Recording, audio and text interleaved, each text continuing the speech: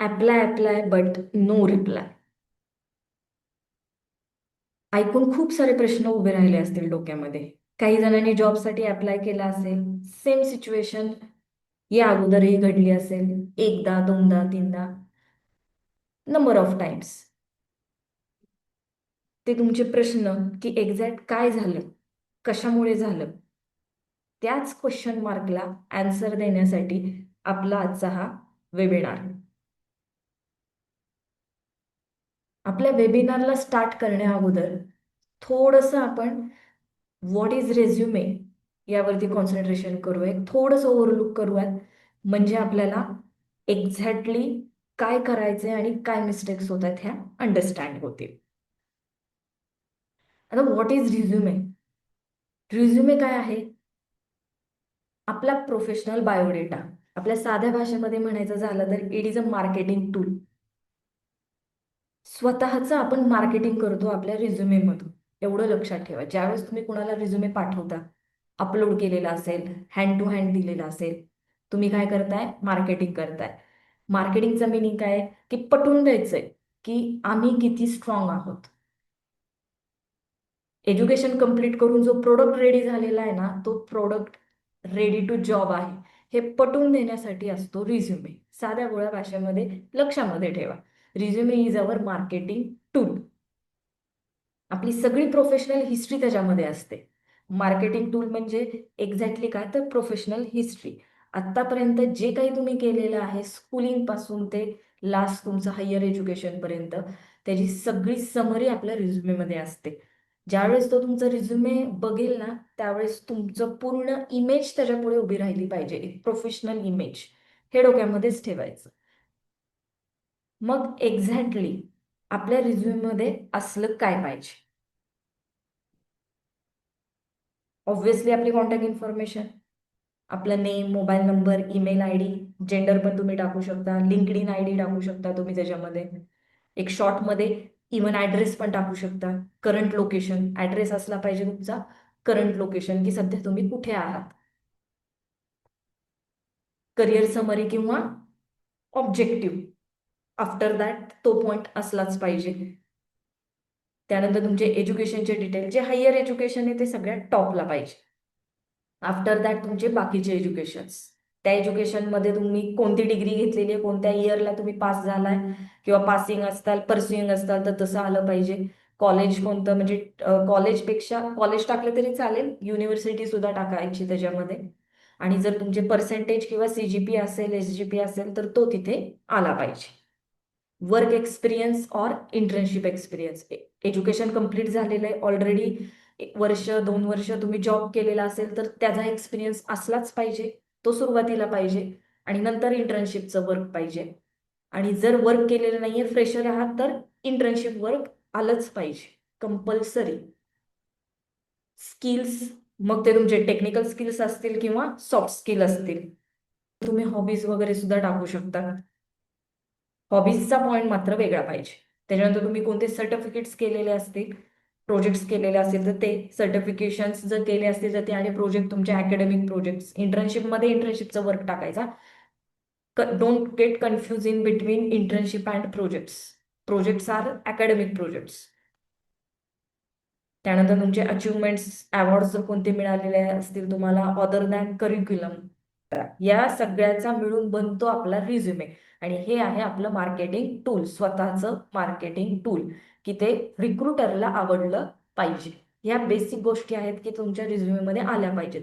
एक्स्ट्रामध्ये बाकीही तुम्ही टाकू शकता, but these points are important आणि ते तुमच्या रिझ्युमेमध्ये आलेच पाहिजेत, कंपल्सरी. यातला कोणताच पॉईंट तुम्हाला मिस करून चालणार नाहीये. हे पॉइंट्स तुम्हाला तुमच्या रिझ्युमेमध्ये ऍड करावेच लागणार आहेत.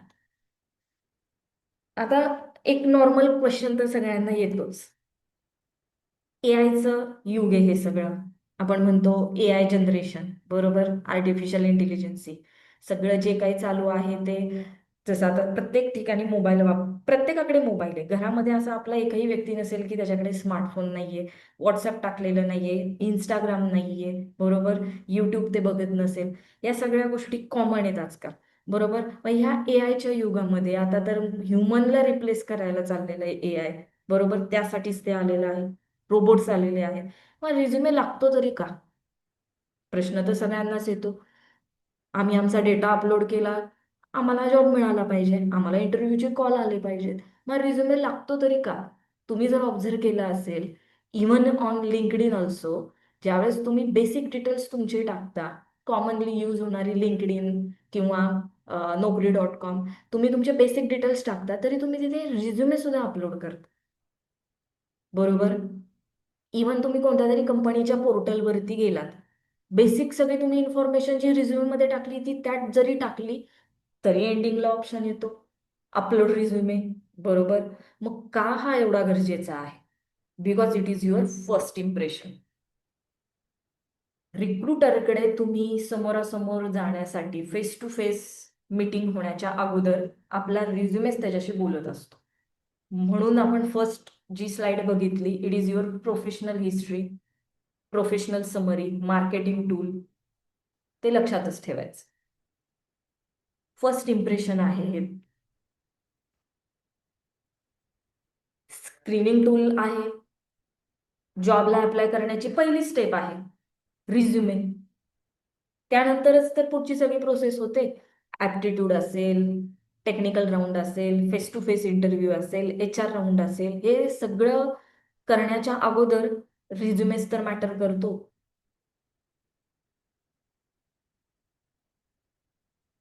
तुमच्या करिअरचा स्नॅपशॉट आहे. बेसिक डिटेल्स आहेत ते. विदाऊट दॅट तर तुम्हाला कंपनीला अप्लाय करताच येत नाही. आणि सगळ्यात महत्वाचं, अप्लाय केल्याच्या नंतर तुम्हाला कॉल सुद्धा येत नाही. रेफरन्स सारखा आपण त्याला वापरतो. आपला रिझ्युमे रेफरन्स सारखा वापरला जातो. आता रेफरन्स म्हणजे काय? की ज्या वेळेस तुम्ही, सपोज तुम्ही रिझ्युमे अपलोड केलेला आहे, तुम्हाला इंटरव्ह्यूचा कॉल आलेला आहे, फेस टू फेस इंटरव्ह्यू चालू आहे. ज्यावेळेस फेस टू फेस इंटरव्ह्यू चालू असतो त्यावेळेस एकतर त्या रिक्रुटरच्या समोर जो काही पॅनल बसलेला असतो, एकतर डेस्कटॉप लॅपटॉप काहीतरी असतं त्यांच्या समोर, किंवा काहीच नसेल तर फाईल असते. त्या फाईलमध्ये काय असतं तर आपला रिझ्युमे असतो, जो की आपण अपलोड केलेला असतो. त्यासोबत जे जॉब डिटेल्स आपण टाकलेले असतात, जॉबचे डिस्क्रिप्शन वाईज जो फॉर्म फिल करायचा असतो त्याला आपण ऍप्लिकेशन फॉर्म म्हणतो. तर त्याची सॉफ्ट कॉपी और हार्ड कॉपी त्यांच्यासमोर असते. म्हणजे इंटरव्ह्यूच्या टायमिंगला सुद्धा तुमचा रिझ्युमेच त्यांच्याशी पहिल्यांदा बोलतो. According to your resume recruiter काय करत असतो, तुम्हाला क्वेश्चन फायर करत असतो. हे डोक्यामध्ये कंपल्सरी ठेवायचंच. सगळ्या जॉबसाठी, कोणतीही जॉब असू देत, इंजिनिअरिंगचे स्टुडंट असू देत, नॉन टेक्निकल, नॉन IT, कुठे जरी गेला तरी रिझ्युमे लागणार आहे. आता आपल्याला कळालं रिझ्युमे एक्झॅक्टली काय आहे, त्याच्यामध्ये काय टाकलं पाहिजे, तो एवढा मॅटर का करतो. सगळं केलं, रिझ्युमे अपलोड केला. जॉबचा कॉल आला तर वेल अँड गुड, नाही आला तर काय? सगळ्या म्हणण्याप्रमाणे गोष्टी केलेल्या आहेत. मग नक्की प्रॉब्लेम कुठे आहे? रिझ्युमे अपलोड केला, प्रॉपरली क्रिएट पण केला, मग एक्झॅक्टली प्रॉब्लेम कुठे येतोय?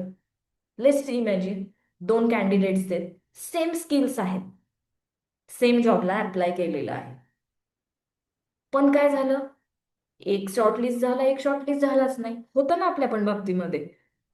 दोन मित्र असतात, मैत्रिणी असतील, मित्रमैत्रिणी असतील, सेम जॉबला अप्लाय करतात आणि त्या मधलं कुणाचा कुणाला तरी एकालाच कॉल येतो. लेट सपोज 5 फ्रेंड्स आहेत, त्यांनी सेम जॉबला अप्लाय केला, त्यातल्या 2 किंवा 3 जणांनाच फक्त कॉल आलेला आहे, बाकीच्यांना आलाच नाही. मग ज्यांना आला नाही ते काय म्हणतात, अरे आम्ही तर बसूनच रिझ्युमे तयार केला होता, माझंच त्यांनी कॉपी पेस्ट केलं, आम्ही ते सगळं सेमच टाकलं होतं, मग त्याला कॉल आला, मला कॉल नाही आला. हा तर प्रश्न येतोच. त्याच्यापेक्षा माझ्याकडे स्किल्स चांगले, मी प्रॅक्टिकली जास्त साऊंड आहे, मी जास्त वर्क केलेलं आहे, मी सर्टिफिकेट्स केलेले आहेत, मी प्रोजेक्ट्सवरती वर्क केलेले आहेत, तरी मला कॉल नाही आला आणि त्याला कॉल आला. हा प्रश्न येतोच आणि हे कंपॅरिझन होतच. एक होतो शॉर्टलिस्ट आणि एक होतो एकाला कॉलच येत नाही. जसं इथे सुद्धा इमेजमध्ये तुम्हाला दिसत असेल, एक हॅप्पी आहे आणि एक थोडंसं सॅड आहे. सेम स्किल्स, मग काय झालं?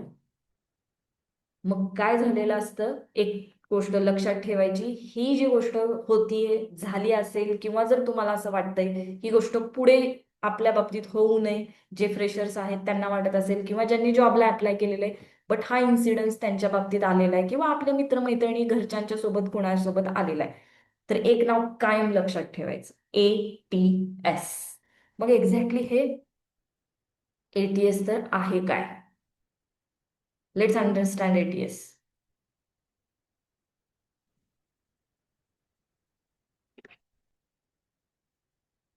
Application tracking system.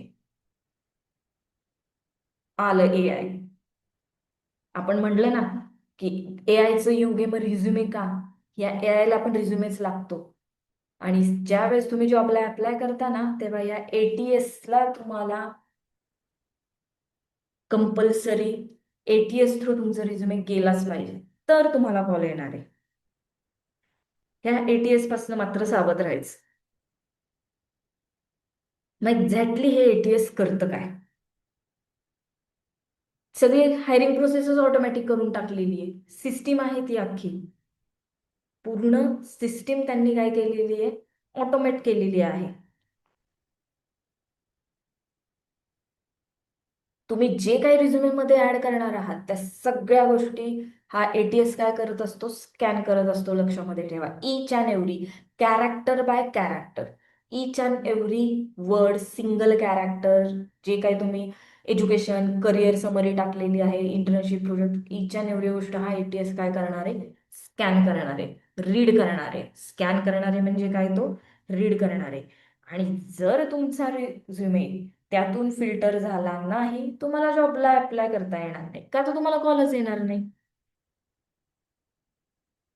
कारण तुमचा रिझ्युमे त्या जॉब डिस्क्रिप्शनला मॅच झालेला नसणार आहे.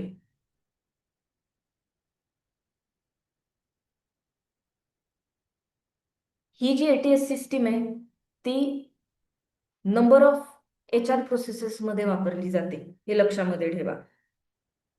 मग ते रिक्रुटर्स असतील, आपण बऱ्याच वेळेला कंपन्यांना, रिक्रुटमेंट कंपन्यांना आपले रिझ्युमे अपलोड करतो, त्या कंपन्या असतील किंवा स्मॉल स्केल कंपनीज असतील, MNCs असतील, कॉर्पोरेट मधल्या कोणत्याही IT नॉन IT कंपन्या, असं नाही की फक्त IT मध्ये, नॉन IT कंपन्या सुद्धा ही ATS ट्रॅकिंग सिस्टीम वापरायला लागले. स्टार्टअप्स असतील तुमचे, small scale MNC, each and every.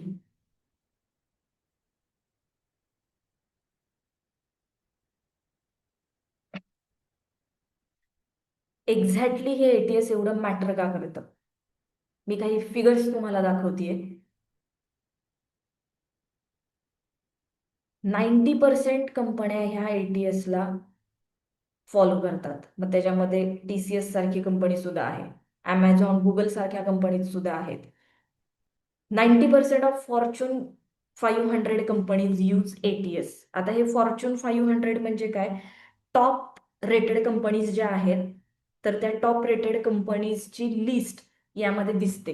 आणि त्यातल्या 90%, even more than 90% companies ATS ला फॉलो करते, म्हणजे ATS सिस्टीम्स त्यांच्याकडे आहेत.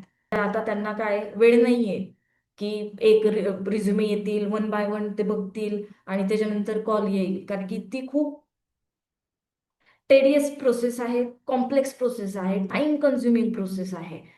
त्यामुळे हेक्टिक होतं. एक रिझ्युमे, दोन रिझ्युमे, 50-100, एका दिवसामध्ये एक माणूस 50 ते 100 रिझ्युमे ठीक आहे रीड करून पुढे फॉरवर्ड करेल. But what about more than 100, thousands, lakhs of resumes येत असतात एका जॉबला. मग त्यावेळेस एवढे रिझ्युमे स्कॅन करणं पॉसिबल नाहीये ना. आणि असं नाहीये ना, एक वर्ष आहे आपल्याकडे, नेक्स्ट इयरला आपल्याला त्यांना इंटरव्ह्यूच्या कॉलला बोलवायचंय नाही. Within a month, within a week तुम्हाला इंटरव्ह्यूचे कॉल येतात.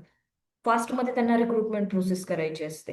त्याच्यामुळे ह्या ATS सिस्टीम्स डिझाईन झालेल्या आहेत आणि तुमचा रिझ्युमे ह्या ATS थ्रू जातो. आणि म्हणून तुम्हाला हे सगळे बाकीचे प्रॉब्लेम्स येत असतात, हे डोक्यामध्ये ठेवा. आणि हे जे ATS सिस्टीम्स आहेत, ह्या ATS सिस्टीमला फक्त PDF आणि डॉक फाईलच कळते, हे डोक्यामध्येच ठेवा.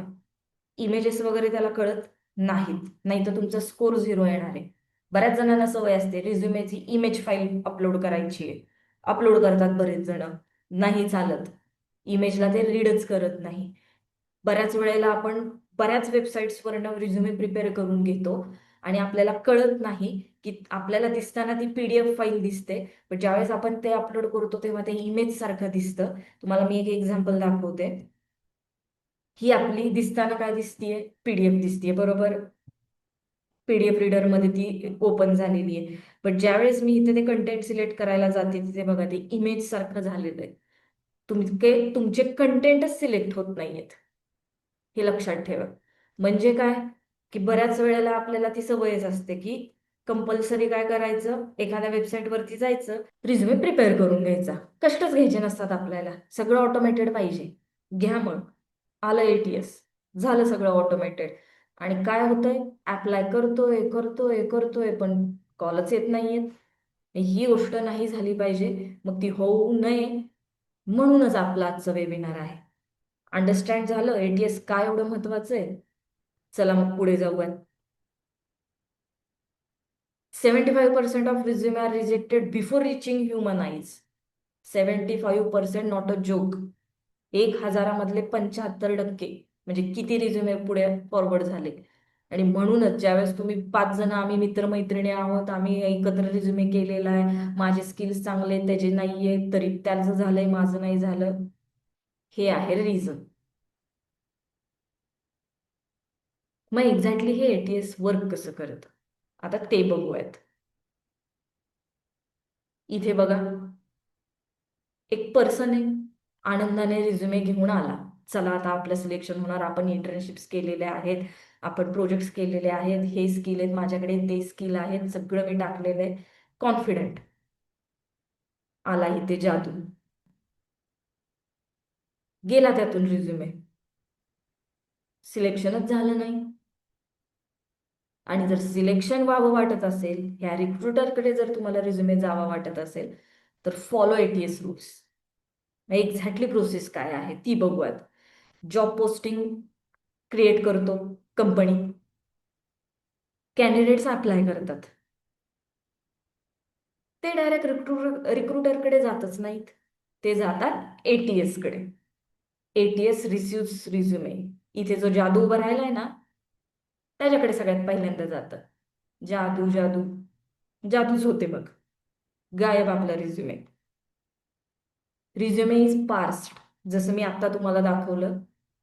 पार्सिंग होतं टेक्स्ट डेटाच, इमेजचं नाही. आणि तुम्ही जर ऑनलाईन घेतलेला असेल तर मोस्टली ऑनलाईन सॉफ्टवेअर्स काय करतात, दिसताना ते दिसतं PDF सारखं, बट असतं आतमध्ये इमेज, नॉट अलाउड. फिल्टरिंगला मॅच होतं. जर तुमचा रिझ्युमेच रीड झाला नाही तर तो मॅचिंग होणार आहे का? नाही होणार आहे. मॅचिंग फिल्टरिंग झाल्यानंतर रँकिंग दिलं जातं कॅन्डिडेट्सला. किती? 80% match, 90% match, 95% match, 98% match, 40% match, 50% match, त्याच्या अकॉर्डिंगली रँकिंग दिलं जातं. आणि आफ्टर दॅट रँकिंग ते सिलेक्ट करतात की ज्यांचे रिझ्युमे 80% मॅच झालेले तेवढेच रिझ्युमे फक्त पुढे पाठवले जातात. प्रत्येक कंपन्यांचा फिल्टर वेगळा असतो, त्याच्या अकॉर्डिंग जातात ह्युमनकडे. आणि मग तिथून पुढे मग येतो तुम्हाला कॉल. ही सगळी आहे ATS ची प्रोसेस. म्हणजे सगळ्यात अगोदर आपल्याला ATS ची लक्ष्मण रेखा पार करायची आहे, हे लक्षामध्ये ठेवा. मिस्टर इंडिया होऊन जाणार आहे आपला रिझ्युमे, त्यामुळे आपल्याला ATS रूल्स फॉलोच करावे लागणार आहेत. नाही करत ते काहीच होणार नाही. मग ठीक आहे, मी आता एवढं तुम्हाला सांगितलं, ATS थ्रू जातं, तुमचा रिझ्युमे त्याच्या अकॉर्डिंग असेल तर सिलेक्ट होतो, नसेल तर फेल होतो. मग काय रिझन्स आहेत की तुमचा रिझ्युमे फेल होण्याचे? Over designed and formatted, tables, graphics, columns, emojis, इतका भरमसाठ मारा केलेला असतो त्या रिझ्युमे मध्ये. का? छान दिसतोय, अट्रॅक्टिव्ह दिसतोय, इम्प्रेशन पडलं पाहिजे. ATS ला नाही चालत, ATS ला अलर्जी आहे त्याच्यापासून. मिसिंग कीवर्ड्स, शॉर्टकट, कंटाळा, आळसपणा. AIच्या युगामध्ये माणूस झालाय आळशी, आणि तेच इथे दिसून येतं, मिसिंग कीवर्ड्स. जे महत्वाचे कीवर्ड आहेत तेच टाकलेले नसतात. मॅचिंग कसं होणार आहे जॉब डिस्क्रिप्शन बरोबर? होणारच नाहीये. तिथेच तुमचं रँकिंग कमी येणार आहे. Using uncommon job titles. Uncommon की जे अस्तित्वातच नाहीये, काहीतरी मनाचंच तयार केलेलं आहे, ते त्याच्यामध्ये ऍड झालेलं असतं. प्रोजेक्टचे टायटल्स असतील, डिस्क्रिप्शन्स असतील, इंटर्नशिपचे डिटेल्स असतील. अनकॉमन की जे अवेलेबलच होणार नाही, सर्चिंगला प्रॉब्लेम येणार आहे, डिफिकल्ट क्रिटिकल वर्ड्स असतील. Wrong file type like image, JPG, PNG. Even तुमची पीडीएफ जरी असेल आणि त्यामध्ये ह्या सगळ्या गोष्टी असतील तरी सुद्धा अपलोड करून घेत नाही. आणि बऱ्याच वेळेला वॉटरमार्क येतात. आपण फ्री साईट्सचा यूज करतो आणि खाली वॉटरमार्क आलेला असतो, तेही रेझ्युमेस चालत नाही. हे सगळी कारणं आहेत. तुमचं एटीएस मधून रँकिंग कमी येतं आणि तुमचा रिझ्युमे पुढे जाऊन सिलेक्ट होत नाही. हे आपल्याला लक्षात ठेवायचंय. मग एटीएस फ्रेंडली रिझ्युमे काय आहे की बाबा हा जो जादू आहे तो जादू आपला खुश कसा होईल, रिझ्युमे कसा आपला पार्स करून पुढे रिक्रुटरकडे पाठवेल, एचआर कडे पाठवेल, बघूयात. आपण एक एक्झाम्पल घेऊनच बघूयात. रिझ्युमे एटीएस फ्रेंडली असण्यासाठी clean and simple layout. Tables नकोयत, इमोजीस नकोयत. रेग्युलर फॉन्ट, झँके पँके नाही तसले काहीतरी वापरलेले आहेत, animated. No need. Times New Roman वापरू शकता. रेग्युलर सेक्शन हेडिंग्स, हेडिंग्स पाहिजेत. Education, internship, work experience, projects, achievements हे पाहिजे आपल्या रिझ्युमेमध्ये. कीवर्ड रिच कंटेंट, कीवर्ड्स हवेत. Python, Django, business analytics, machine learning, artificial intelligence, Matplotlib. तुम्ही अजाईलमध्ये वर्क केला असेल तर त्या अजाईलचे काही कीवर्ड्स त्याच्यामध्ये आलेले पाहिजे. त्या गोष्टी कंपल्सरी पाहिजेतच. पीडीएफ किंवा डॉकमध्ये त्याला सेव्ह करायचं. Dock DOCX. आता ऍडव्हान्स आपण वापरतो वर्ड, त्याच्यामुळे DOCXच एक्सटेन्शन येतं. मग एक्झॅक्टली एक्झाम्पल काय आहे त्याचं? आपण मोस्टली काय करतो, वर्कड ऑन प्रोजेक्ट्स, पटपट पटपट लिस्ट टाकून देतो, शॉर्ट डिस्क्रिप्शन टाकतो. नाही, प्रॉपर मेन्शन करा. Develop 3 client facing web app using React and Python. Business अनालिटिक्सच्या रिलेटेड सेम. जे काही तुम्ही ऍक्च्युअल वर्क केलेलं आहे, ज्या क्लायंटसाठी वर्क केलेलं आहे, ज्या कंपनीसाठी वर्क केलेलं आहे, काय वर्क केलेलं आहे ते स्पेसिफिक टाका, तरच उपयोग होणार आहे. शॉर्टकट चालत नाहीत. मग ते नेमके कोणते? जे आपल्या मिस्टेक्स होतात, ग्राफिक्स, कॉलम्स, टेबल्स, जे मी तुम्हाला मगाशी पण सांगितलं. फॉन्ट्स, आयकॉन्स वापरलेले, फॅन्सी फॉन्ट्स वापरलेले नको. इमोजीज वगैरे ते तर अजिबातच नको. Unusual file type like image ते पण नकोय. Generic summary without keyword. Summary लिहिलेली आहे, डिस्क्रिप्टिव्ह. सवय असते आपल्याला रिझ्युमे 5-5 पानांचं पाहिजे. जेवढा मोठा रिझ्युमे तेवढं एक्सपिरियन्स कन्सिडर होतो, तेवढा सिलेक्ट होणार आहे. त्या रिक्रुटरला वाटेल अरे 5 पानांचं रिझ्युमे म्हणजे ह्यांनी भरपूर काम केलेलं दिसते. नाही, डिस्क्रिप्टिव्ह नकोय रिझ्युमे. मग एक्झॅक्टली काय? इट इज रीडच करत नाही आणि रिजेक्ट होतो आपला. तुम्ही किती स्किल्ड आहात, तुमच्याकडे किती प्रॅक्टिकल स्किल्स आहेत, तुमचं किती लॉजिक स्ट्रॉंग आहे, हे तुम्ही डिस्क्रिप्टिव्ह टाकल्याने काहीच उपयोग होत नाही. हे लक्षात ठेवा. एटीएस फ्रेंडली रिझ्युमे पाहिजे, तर तो पुढे जाणार आहे आणि तर तुमचे स्किल्स उपयोगाला येणार आहेत. मग ही कीवर्ड गेम काय आहे ती बघूयात आपण. एक एक्झाम्पल घेतलेलं आहे आपण. सपोज पायथॉन डेव्हलपरसाठी व्हॅकन्सी आहेत. बेसिक जॉब डिस्क्रिप्शन आहे.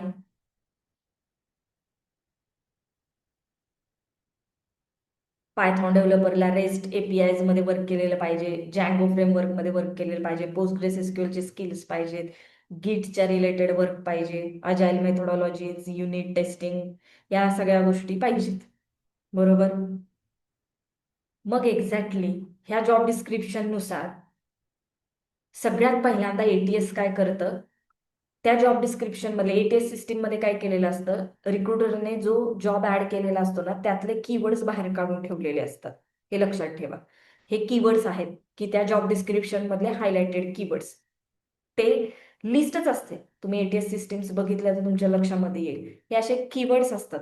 हे जे कीवर्ड्स आहेत ना, ते लिस्ट आउट केलेले असतात आणि त्यानंतर आपल्या रिझ्युमेमध्ये ते मॅचिंग होतात. मग जर मॅच नाही झाले तर त्याचं रिझन काय असतं?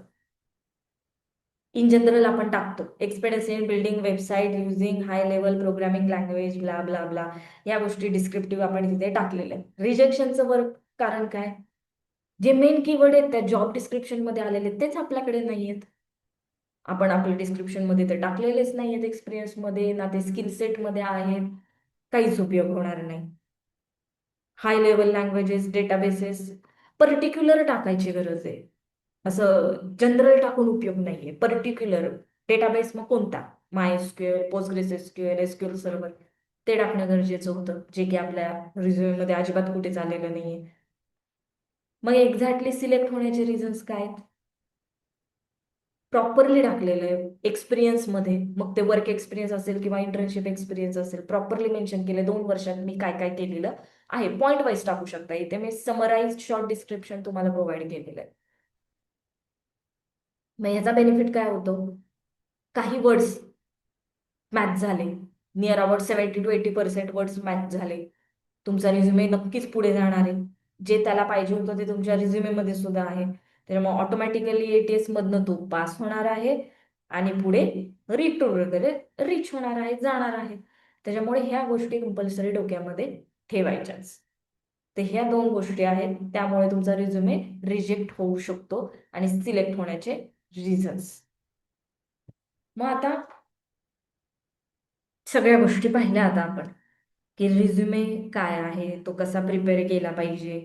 त्यानंतर रिझ्युमे रिजेक्ट होण्याचे रिझन्स काय आहेत, सिलेक्ट होण्याचे रिझन्स काय आहेत, एटीएस एक्झॅक्टली वर्क कसं करतो, कसं रँकिंग करतो, मग तुमच्या रिझ्युममध्ये काय डिस्क्रिप्शन्स असले पाहिजेत, त्यानंतर काय नकोय हेही तुम्हाला सांगितलं. तर पुढे जाण्याच्या अगोदर तुम्हाला मी सॅम्पल्स शो करते. हा रिझ्युमे आहे.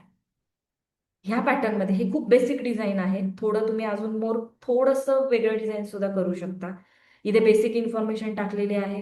एज्युकेशनचा टॅब आहे, त्याच्यात एज्युकेशन टाकलेलं आहे. Technical skills, particular technical skills टाकलेले आहेत. त्यानंतर इंटर्नशिप केलेली असेल तर इंटर्नशिप कुठे केली होती, किती महिन्यांची होती, स्टार्ट डेट एंड डेट टाकलेली आहे. डिस्क्रिप्शन प्रोव्हाइड केलेलं आहे, काय काय वर्क केलेलं आहे प्रॉपर विथ कीवर्ड्स, जे काही यूज केलेलं आहे ते. त्यानंतर स्टुडंट प्रोजेक्ट कोणते केले होते त्याचे बेसिक डिटेल्स त्याच्यामध्ये टाकलेले आहेत. आणि डिक्लेरेशन, हे खूप शॉर्ट रिझ्युमे आहे. हे अशा पॅटर्नचा रिझ्युमे म्हणजे तुमचा ऍक्च्युअल वर्किंग मधला. आणि पुअर रिझ्युमे मीन्स थोडंसं इमोजीज वगैरे बघा, इथे इमोजीज टाकलेले आहेत, हायलाइट्स केलेले आहेत, प्रॉपर डिस्क्रिप्शन नाहीये, पर्सेंटेज नाहीये, मध्येच कुठेतरी लाईनिंग केलेले टेबल टाकलेले आहेत. ह्या पॅटर्नचा रिझ्युमे कधीही एटीएस ला सिलेक्ट होणार नाही, कारण की एटीएस काय करतं, त्याला ॲज अ इमेज म्हणूनच कन्सिडर करतं. जर नाही केलं तर त्याच्यामध्ये तुमचं रँकिंगला तुम्ही मागं पडणार आहात. हे डोक्यामध्ये ठेवा. त्यामुळे ह्या 2 गोष्टी कंपल्सरी आपल्याला माहिती असणं गरजेचं आहे. झालं, कळालं सगळं आपल्याला, रिझ्युमे काय पाहिजे, एटीएस काय आहे, त्यातून बाहेर पडण्यासाठी काय केलं पाहिजे, या सगळ्या गोष्टी आता आपल्याला अंडरस्टँड झाल्या. मग आता एक्झॅक्टली त्यामध्ये टाकायचं काय? व्हॉट ऍक्च्युली आपल्याला आपल्या रिझ्युमेमध्ये टाकलं गेलं पाहिजे, हा सगळ्यात मोठा प्रश्न आहे. ठीक आहे, एटीएस चे पॉइंट्स कळाले, एटीएस थ्रू आपला रिझ्युमे जातोय, टाकायचं काय मग रिझ्युमे मध्ये? थोडंसं कन्फ्युजन झालं? डोंट वरी. आता आपल्या रिझ्युमे मध्ये बेसिक तर तुम्हाला गोष्टी माहितीच आहेत. एज्युकेशन डिटेल्स, एक इंच 3 ते 4, 2 ते 3-4 लाईन्स मध्ये, 3 to 4 लाईन्स मॅक्सिमम तुमची समरी किंवा ऑब्जेक्टिव्ह, ते गोष्ट तुम्हाला इझिली टाकता येते. रिझ्युमे मध्ये आपला एक पॉइंट असतो, इंटर्नशिप, बरोबर? आणि आजकाल ते तर खूपच कॉमन झालेलं आहे. उठलं सुटलं कुणी इंटर्नशिप करायला लागलेलं आहे. लिंक्डइन वरती जातात, सर्टिफिकेट टाकतात, बरोबर, खूप सारे, खूप सारे. पण खरंच कंपन्यांना ते पाहिजे का? आणि पाहिजे असेल तर एक्झॅक्टली कोणत्या वे मध्ये पाहिजे? आणि जर तुमच्या रिझ्युमे मध्ये इंटर्नशिप नसेल आणि जर तुम्ही इंटर्नशिप केलेली असेल तर एक्झॅक्टली डिफरन्स काय होतं, चला बघूयात. आता जर तुम्ही इंटर्नशिप नसेल केली तर इन शॉर्ट मध्ये मी ते चार्ट दिलेला आहे. थेरॉटिकल नॉलेज तर दोन्हीकडे असतं. विदाऊट इंटर्नशिप तुम्ही एज्युकेशन घेतलंय म्हणजे तुमच्याकडे बेसिक नॉलेज आहे. इंटर्नशिप केली तरी सुद्धा तुमच्याकडे थेरॉटिकल नॉलेज आहे. रिअल वर्ल्ड एक्सपिरियन्स म्हणजे ऍक्च्युली क्लायंट प्रोजेक्ट्सवरती वर्क करणे, रिअल कंपनी एन्व्हायरमेंटमध्ये वर्क करणे, रिअल प्रॉब्लेम्सला फेस करणे, प्रॉब्लेम्स कोणते येतात ते सॉल्व्ह कसे करायचे, त्या गोष्टी करणे. हे रेग्युलर विदाऊट इंटर्नशिप तुम्ही एक्सपिरियन्सच घेऊ शकत नाही. इंटर्नशिप किंवा डायरेक्ट जॉब, बरोबर. त्यामुळे ते तर त्याच्यामध्ये कधीच नसणार आहे. इंटर्नशिपमध्ये ऑब्व्हियसली असणार आहे कारण की तुम्ही कामच रिअल प्रोजेक्ट्सवरती करत असता. Resume strength 50-50% without internship. शेवटी एज्युकेशन घेतलंय, जॉब तर लागणारच आहे ना. पण chances 50-50%, so chances. With internship असेल तर जास्त चान्सेस आहेत. अबाउट 90+ चान्सेस आहेत. 95-100 म्हटलं तरी चालेल. शॉर्टनिंग चान्सेस रिझ्युमे शॉर्ट होण्याचे 50-50% आहेत. इंटर्नशिप नसेल केली तर. विथ इंटर्नशिपला गुड 100% आहेत. Near about 100%. इंटर्नशिप इंटरव्ह्यूच्या टायमिंगला कॉन्फिडन्स. भीती असणार आहे मनामध्ये, इंटर्नशिप वगैरे केली नसेल तर. वर्क एक्सपिरियन्सच नाहीये. हे कसं होतं, ते कसं होतं, थेरॉटिकल नॉलेज आहे. ऍक्च्युली प्रॅक्टिकल स्किल्सची थोडीशी कमी तिथे पडते. त्याच्यामुळे थोडासा कॉन्फिडन्स लॉस असतो. पण तेच जर तुम्ही ऍक्च्युअल प्रोजेक्ट्सवरती काम केलेलं असेल, क्लायंट एन्व्हायरमेंटमध्ये, कंपनी एन्व्हायरमेंटमध्ये काम केलं असेल तर प्रत्येक प्रश्नाचं उत्तर तुमच्याकडे असणार आहे. त्याच्यामुळे कॉन्फिडन्स 100%. स्किल व्हॅलिडेशन सो होणार आहे विदाऊट इंटर्नशिप. पण विथ इंटर्नशिप ऑब्व्हियसली होणार आहे.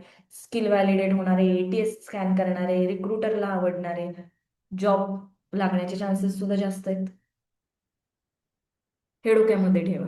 विथ आणि without internship, why internship is important. तर या बेसिक गोष्टी आहेत की ती इंटर्नशिप जर तुम्ही करताय तर तो तुम्हाला बेनिफिट होणार आहे, नक्कीच बेनिफिट होणार आहे. विदाऊट इंटर्नशिप जॉब लागत नाही असं नाही, लागतात पण चान्सेस सो आहेत. इंटर्नशिपने तेच चान्सेस वाढत आहेत. आणि आता तर कॉम्पिटिशन खूप वाढत चाललेलं आहे. मग आता इंटर्नशिप हे काय फक्त सर्टिफिकेट पुरतं करण्यासाठी नाहीये किंवा रिझ्यूम मध्ये टाकण्यासाठी, एटीएस ला खुश करण्यासाठी तर इंटर्नशिप आपण करत नाही, बरोबर. ऍक्च्युअल नॉलेज पण आलं पाहिजे ना. तुम्ही टाकलं, चला रिझ्यूम मध्ये टाकायचं, एटीएस मधनं बाहेर पडायचंय आपल्याला, चला टाकून देऊ, मी ही इंटर्नशिप केली, हे सर्टिफिकेट. मग त्यावेळेस काय, भरपूर इंटर्नशिपचे सर्टिफिकेट तुमच्याकडे असणार आहेत. मग काय बाबा, चला इंटर्नशिप महत्वाची आहे तर करत बसा इंटर्नशिप. नाही, तुम्ही फक्त सर्टिफिकेटसाठी करणार असता तर त्याचा अजिबात उपयोग नाहीये. तो तुमच्या रिझ्युमेला स्ट्रॉंग बनू शकतो, पण इंटरव्ह्यूवरच्या पुढे मात्र तुम्ही गडबडणार आहात. तिथे त्याला लगेच कळणार आहे की तुम्ही खरं बोलताय का खोटं बोलताय. नॉर्मली आपल्याला सवय असते ना, ऑनलाईन करत असताल, पुढचा किती जरी चांगलं शिकवत असेल तरी नॉर्मली सवय असते, लॉग इन करा आणि निघून जावा. काय अटेंडन्ससाठी करायची, नंतर एंडिंगला सर्टिफिकेट घ्यायचंय. ऑफलाईनला असेल तर समोर शिकवतोय शिकवतोय, एक्सप्लेन करतोय, प्रोजेक्ट देतोय, बट काही सिरियसली करायचं नाही, काय नाही, आणि उगाच सर्टिफिकेट घेऊन निघून जायचं. काहीही त्याचा उपयोग नाहीये. ऍक्च्युअली वर्क करून, अंडरस्टँड करून जर तुम्ही इंटर्नशिप करणार असताल तरच त्या इंटर्नशिपचा उपयोग आहे, नाही तर काही नाही. सर्टिफिकेटसाठी फक्त केला असेल तर प्रॉब्लेम सॉल्व्हिंग स्किल झिरो असणार आहे, तेवढं लक्षात ठेवा. पण ऍक्च्युअली केला असेल तर ऑब्व्हियसली तुमचे प्रॉब्लेम सॉल्व्हिंग स्किल्स इम्प्रूव्ह झालेले असणार आहेत. मी नाही म्हणत 100%, बट नक्कीच इम्प्रूव्ह झालेले असणार आहेत. एक विदाऊट इंटर्नशिप, विथ इंटर्नशिप, आणि विथ इंटर्नशिपमध्ये सुद्धा ओनली फॉर सर्टिफिकेट आणि ऍक्च्युअली इंटर्नशिप केलेल्या तिघांना तुम्ही पुढे उभे करा आणि क्वेश्चन विचारा. नक्कीच ज्यांनी खरी ट्रू इंटर्नशिप केलेली आहे for improving his or her skills, तो उठून दिसणार आहे आणि त्याचा कॉन्फिडन्स सुद्धा खूप चांगला असणार आहे. 100% कॉन्फिडन्स असणार आहे तो. हे बेनिफिट आहेत. आणि एटीएसच्या बाबतीत तर कदाचित तुम्ही एटीएस ला पास करताल, पण HR ज्यावेळेस डीप मध्ये जाऊन क्वेश्चन विचारणार आहे, रिक्रुटर ज्यावेळेस डीप मध्ये जाऊन तो पॅनल तुम्हाला क्वेश्चन विचारणार आहे, त्यावेळेस तिथे तुम्ही कमी पडणार आहात. पण ज्याने खरंच काम केलेलं आहे तो कधीच कमी पडू शकत नाही, कारण की प्रत्येक सिच्युएशनचा आन्सर त्याच्याकडे असणार आहे. त्यामुळे तो एटीएस ला पण निघून जाणार आहे, एटीएस मधून पण तो अडकणार नाहीये, क्लिअर करणार आहे ATS ला पण, आणि HR ला तर काय मग तो खुशच करणार आहे, जॉब त्याच्या हातामध्ये. 5 lakh package, 10 lakh package, 15 lakh package easily crack करू शकतो. ह्या बेसिक गोष्टी आहेत. त्यामुळे इंटर्नशिप जर करणार असता तर ट्रू इंटर्नशिप करा. जर तुम्ही करत नाहीये तर भरपूर प्रॉब्लेम्स तुमच्या पुढे, तुम्हाला भरपूर प्रॉब्लेमला फेस करायचे, कारण की ATS ला पार करणे एवढंच एक तुमची रिस्पॉन्सिबिलिटी नाहीये, एवढं लक्षात ठेवा. ATS सोबत तुम्हाला बाकीच्याही गोष्टी करायच्या आहेत. महत्वाचा जॉब टिकला पाहिजे. नाहीतर आहेच आहे, TCSने 6 लाख एम्प्लॉई काढले, इन्फोसिसने काढले, विप्रोने काढले, त्यात तुम्ही नसला पाहिजे, एवढं लक्षात ठेवा. जे राहिलेत ना त्यात तुमचा काउंट आला पाहिजे ऑलवेज. मग त्यासाठी ट्रू इंटर्नशिप गरजेची आहे. मग आता सगळे रेडी आहात स्किल्स अपग्रेड करण्यासाठी? येस, हॅपीली रेडी झालेले आहेत सगळे, पूर्णपणे 100%. चला, ATS फ्रेंडली रिझ्युमे बनवायचा आहे, बनवला. त्यात जे स्किल्स आहेत ते सुद्धा आता आम्हाला इम्प्रूव्ह करायचे. मग त्याच्यासाठी काय, सगळ्यात पहिल्यांदा डोक्यामध्ये येतं काय, मेट्रो सिटी. ते बेंगलोर असेल, पुणे असेल, हैदराबाद असेल, मुंबई असेल, त्याच गोष्टी डोक्यामध्ये येणार आहे. ज्याला ह्यापैकी जे मेट्रो सिटी जवळ येते तिथे जाऊन काय करणार आहे, क्लास करणार आहे, इंटर्नशिप करणार आहे. बरोबर? असं नाहीये, असं अजिबात नाहीये. इंटर्नशिप फक्त काय मोठ्या शहरांमध्ये नाही मिळत, आपल्या रेग्युलर जिथे आपण राहतो आपल्या सिटीमध्ये सुद्धा इंटर्नशिप्स मिळतात. मग चला बघू आपण आता एक्झॅक्टली आम्ही इंटर्नशिप्समध्ये तुम्हाला काय काय प्रोव्हाइड करणार आहे. VS सॉफ्टवेअर लॅबचे इंटर्नशिप प्रोग्राम्स शॉर्टमध्ये मी तुम्हाला डिस्क्रिप्शन देते. आपल्या इथे तुम्हाला काय काय मिळणार, hands on experience, real world प्रोजेक्ट्सवरती, रिझ्युमे जे की ATS ला पास करतील आणि तुम्ही HR ला इम्प्रेस करताल ते स्किल्स तुम्हाला मिळतील. तुमचे इच अँड एव्हरी स्किल्स तिथे डेव्हलप झालेले असणार आहेत. जे काय आता लेटेस्ट टूल्स आहेत, टेक्नॉलॉजीज आहेत, त्या सगळ्या तुमच्याकडे असणार आहेत, त्याचे स्किल्स तुमच्याकडे असणार आहेत. परफेक्ट पॅकेज तुम्ही बनणार आहात, कॉन्फिडन्स तुमचा बिल्ड होणार आहे, पूर्णपणे मेंटरशिप आणि गायडन्स तुम्हाला केला जाणार आहे. 100%. जिथे तुम्ही कमी पडणार आहात तिथे VS सॉफ्टवेअर लॅब आहे, एवढं लक्षामध्ये ठेवा. जोपर्यंत तुम्ही आम्हाला कनेक्ट राहणार आहात तोपर्यंत आमचा सपोर्ट तुम्हाला राहणार आहे. कनेक्ट म्हणजे फक्त इंटर्नशिप पुरता नाही, लाईफ टाईम. इव्हन तुम्हाला जॉब स्विच करायचा आहे त्यावेळेस सुद्धा, काही प्रॉब्लेम्स आले त्यावेळेस सुद्धा. त्यामुळे नक्कीच VS सॉफ्टवेअर लॅबला एकदा तरी व्हिजिट करा. तुमच्या सगळ्या प्रश्नांची उत्तरं तिथे तुम्हाला मिळतील. तुमचा रिझ्युमे स्ट्रॉंग होणार आहे, तुमचा पोर्टफोलिओ स्ट्रॉंग होणार आहे. तुमचा जो काही रिझ्युमे आहे तो तुम्ही इझिली ATS मधून पास होताल, आणि जो इंटरव्ह्यूच्या टायमिंगला ज्यावेळेस तुम्ही फेस टू फेस जातात त्यावेळेसही तुम्ही कॉन्फिडेंटली बोलताल. तुमचा पूर्णपणे प्रोजेक्ट पोर्टफोलिओ स्ट्रॉंग करण्याची रिस्पॉन्सिबिलिटी ही VSची आहे. With your confidence and with your skills. आम्ही इम्पॉर्टन्स स्किल्सला देतो. त्यामुळे एकदा तरी VS सॉफ्टवेअर लॅबला नक्कीच भेट द्या. मग एक्झॅक्टली आपल्याकडे इंटर्नशिपच्या ऑपॉर्च्युनिटीज कोणत्या आहेत. आपण सॉफ्टवेअर डेव्हलपमेंटमध्ये वर्क करतो, artificial intelligence, machine learning, business analytics, marketing, HR, या सगळ्यामध्ये आपण इंटर्नशिप प्रोव्हाइड करतो. सॉफ्टवेअर डेव्हलपमेंटमध्ये लेटेस्ट टेक्नॉलॉजीज घेतल्या जातात सगळ्या. AI मध्ये वर्क करायचं, येस, त्यामध्ये पण इंटर्नशिप आहे. ML मध्ये सुद्धा इंटर्नशिप आहे. बिझनेस अनालिटिक्समध्ये पॉवर BI, एक्सेल, SQL या वेगवेगळ्या टूल्सचा यूज करून सुद्धा आपण रिअल वर्ल्ड ऍप्लिकेशन्स, रिअल डेटावरती तुम्हाला काम देतो. मार्केटिंग आणि HR, प्रॉपरली इंटरव्ह्यू कसा घ्यावा, रिक्रुटमेंटची प्रोसेस काय असते, एम्प्लॉई एंगेजमेंट म्हणजे काय, कस्टमर रिलेशनशिप मॅनेजमेंट, मार्केटिंग आणि HR वाल्यांसाठी. तर ह्या सगळ्या गोष्टी आपण VS सॉफ्टवेअर लॅबमध्ये प्रोव्हाइड करतो. त्यामुळे एकदा तरी VS सॉफ्टवेअर लॅबला व्हिजिट करा. तुमच्या सगळ्या प्रश्नांची उत्तरं तुम्हाला मिळतील.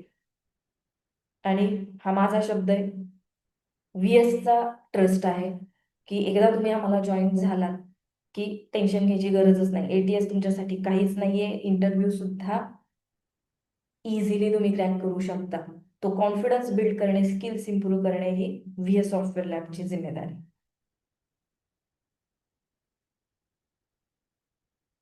त्यामुळे don't worry, VS software lab is always with you.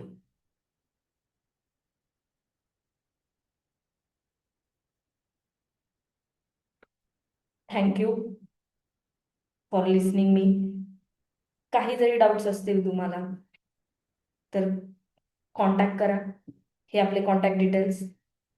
वेबसाईटला व्हिजिट करा, मोबाईलवर कॉन्टॅक्ट करू शकता, व्हॉट्सअप नंबरच आहे तो. यूट्यूब चॅनल पण दिलेला आहे आपला. इन्स्टाला फॉलो करा, की जेणेकरून इन्स्टाला फॉलो केल्यामुळे तुम्हाला जे काही आपले लेटेस्ट वेबिनार्स आहेत यासारखे, तर त्या वेबिनार्सची लिस्ट, इंटर्नशिपची लिस्ट, जेव्हा कधी इंटर्नशिप्स आपल्या कंटिन्यू चालू असतात, ज्या ज्या वेळेला आपण अपलोड करू त्या त्या वेळेला तुम्हाला इन्स्टाला मिळतीलच. आणि हे जसे आपले वेबिनार्स आहेत ते वेबिनार्सचे सुद्धा लिंक्स तिथे असतात, व्हॉट्सअप ॲज वेल ॲज आपल्या इन्स्टाच्या पेजला. काही जरी तुम्हाला क्वेश्चन्स असतील, so feel free to contact. Thank you.